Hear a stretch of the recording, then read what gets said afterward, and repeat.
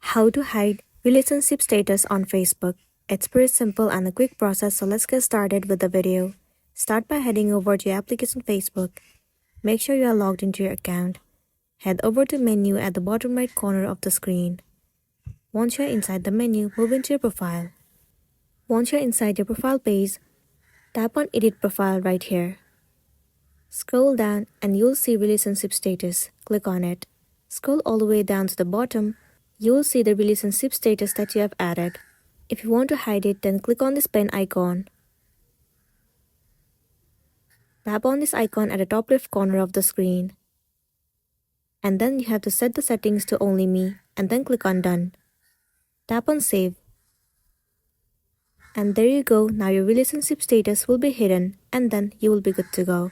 So that's a wrap for this video. If this video helped you, give it a like and check out our next tutorial. Thank you.